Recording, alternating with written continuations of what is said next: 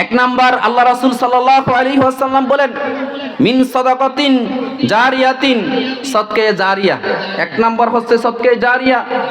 দুই নাম্বার হচ্ছে আও ইলমিন ইউনতাফাউ বিহি, এমন ইলম যা মানুষ তা থেকে উপকৃত হয়। আর দুই নাম্বার হচ্ছে আও ওয়ালাদিন সালিহিন, নেককার সন্তান, ইয়াদউ লাহু, তার জন্য দোয়া করে। এই তিনটা আমলের দরজা খোলা থাকে। এক নাম্বার সদকা জারিয়া, দুই নাম্বার হচ্ছে উপকারী ইলম, তিন নাম্বার হচ্ছে নেককার সন্তান।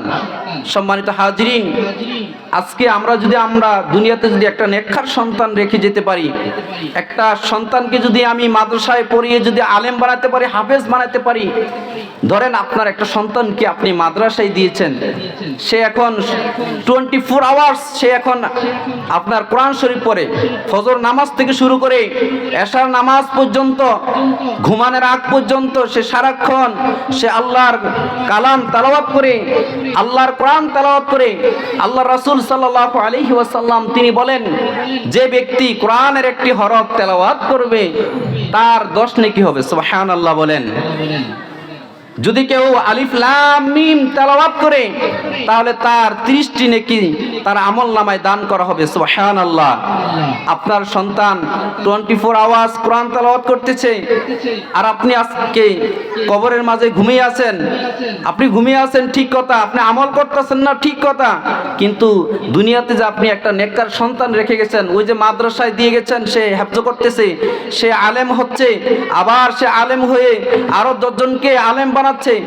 আপনার ছেলে হাফেজ হয়ে সে আরো 10 জন 20 জনকে হাফেজ বানাচ্ছে। এভাবে এই আমলটা কিয়ামত পর্যন্ত জারি থাকবে, কিয়ামত পর্যন্ত আপনার কবরে সওয়াব পৌঁছতে থাকবে। সুবহানাল্লাহ বলেন।